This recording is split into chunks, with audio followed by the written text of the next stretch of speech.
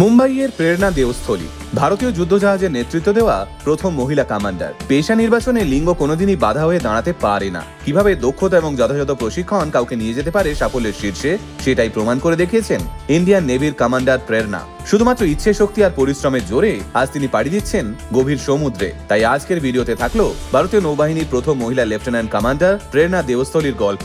প্রেরণার জন্ম বাণিজ্যনগরী মুম্বাইয়ের কোলাবায়। সেখানেই তার পড়াশোনা এবং বেড়ে ওঠা। মুম্বাইয়ের Convent of Jesus and Mary স্কুলে পড়াশোনা শুরু প্রেরণার। এরপর মুম্বাইয়ের সেন্ট জেভিয়ার্স কলেজে মনোবিজ্ঞান নিয়ে স্নাতকোত্তর ডিগ্রি অর্জন করেছেন। প্রেরণার বাবা মুম্বাই বিশ্ববিদ্যালয়ের অধ্যাপক এবং মা মুম্বাই বন্দরে একজন প্রধান আর্থিক উপদেষ্টা পদে কর্মরতা ছিলেন। ছোটবেলা থেকে যুদ্ধজাহাজ এবং বিমান ও হেলিকপ্টারের প্রতি তার ছিল ভীষণ আকর্ষণ। পড়াশোনার পাশাপাশি সাঁতার কাটতে এবং টেনিস খেলতে ভালোবাসতেন প্রেরণা। প্রেরণার ভাইও ভারতীয় নৌসেনায় কর্মরত অফিসার। ভারতীয় নৌবাহিনীতে কাজ করার অনুপ্রেরণা তিনি পেয়েছিলেন বাবা এবং ভাইয়ের কাছ থেকে। চিরকালই ধরা বাঁধা ছকের বাইরে কিছু করতে চাইতেন প্রেরণা। সেই মতোই ইন্ডিয়ান নেভিতে যোগ দেওয়ার চিন্তা ভাবনা। ভারতীয় নৌবাহিনীতে যোগ দেওয়া থেকে প্রথম মহিলা কমান্ডার হয়ে ওঠার রাস্তা কিন্তু সহজ ছিল না প্রেরণার জন্য।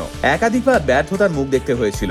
গোয়াতে যখন তিনি প্রথম এনসিসি সেলিং ক্যাম্পে ছিলেন, তখন পরপর 3 বার তার নৌকা ডুবে যায়। কিন্তু ভয় পেয়ে পিছিয়ে আসেনি প্রেরণা। এরপর ওড়িশার চিল্কা লেকে একটা সেলিং প্রতিযোগিতার আয়োজন করা হয়, আর এই কম্পিটিশনেই সোনা জিতেছিলেন তিনি। এরপর বাকিটা গল্পের মতো। এনসিসি নেভাল ক্যাডেটের অভিজ্ঞতা আগে থেকে ছিল প্রেরণার। তখন মনোবিজ্ঞান নিয়ে MA করছেন তিনি। হঠাৎই ভারতীয় নৌবাহিনী প্রথমবার নারীদের পর্যবেক্ষক হিসেবে নিযুক্ত করতে চেয়ে বিজ্ঞপ্তি প্রকাশ করলো। বাবার উৎসাহে সেদিন ওই পদের জন্য আবেদন করলেন প্রেরণা। ডাক পড়ল প্রবেশিকা পরীক্ষার জন্য। প্রথমবার এই সফলতার সঙ্গে উত্তীর্ণ হলেন। 2009 সাল প্রেরণা যোগ দিলেন ভারতীয় নৌবাহিনীতে। এর পরবর্তী ধাপে প্রেরণা টিউপোলেভ TU মারিটাইম রেকনাইসেন্স এয়ারক্রাফটের পর্যবেক্ষকের প্রশিক্ষণ নেন এবং এই পদে নিযুক্ত হন।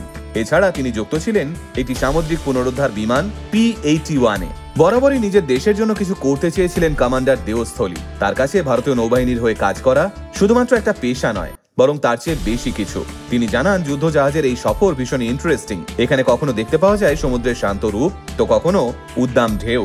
পাশাপাশি সূর্যোদয় এবং সূর্যাস্ত মুগ্ধ করে সহজেই। সমুদ্রের নীল জলে ডলফিন, তিমির মতো প্রাণীর দেখা মেলে। প্রেরণার কথায় এই জীবনের পরতে পরতে আছে চমক, যা সত্যিই খুব আকর্ষণীয়। এ কথা বলার অপেক্ষা রাখে না যে একাধিক ক্যাপ্টেন এবং ক্রুদের নিয়ে সমুদ্রে পাড়ি দিতে লাগে সাহস আর আত্মবিশ্বাস। সালটা 2012। এক ভয়ঙ্কর ঘটনার সম্মুখীন হন কমান্ডার প্রেরণা। সেদিন তিনি তার বুদ্ধিমত্তা এবং অভিজ্ঞতার জোরে জলদস্যুদের আক্রমণ থেকে বাঁচিয়েছিলেন এক চীনা বাণিজ্যিক জাহাজকে। আর এই সাহসিকতার জন্য ইন্ডিয়ান নেভি প্রেরণাকে সম্মান জানাতে প্রদান করে বিদেশ সেবা মেডেল। এরপর 2023 সালের ডিসেম্বর মাসে প্রেরণা ভারতীয় নৌযুদ্ধ জাহাজের প্রথম কমান্ডিং অফিসার CEO নিযুক্ত হন। রিয়াল অ্যাডমিরাল প্রবীণ নায়ার পশ্চিম ফ্লিট কমান্ডার আনুষ্ঠানিকভাবে এই দায়িত্ব তার হাতে তুলে দেন। বর্তমানে পশ্চিম সমুদ্র তীরে থাকা INS চেন্নাই D-65 এর লেফটেন্যান্ট পদে রয়েছেন প্রেরণা দেওস্থলী। মেয়ে হয়ে দেশের জন্য প্রেরণার এই কাজ ইতিহাসের পাতায় সত্যি একটা মাইল ফলক। প্রেরণার স্বামীও একজন নৌবাহিনীর অফিসার।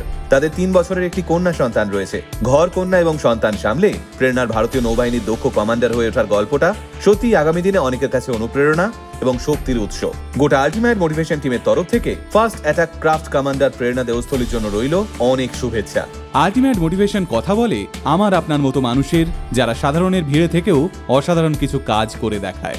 আল্টিমেট মোটিভেশন, বাংলায় মোটিভেশন, বাঙালির মোটিভেশন।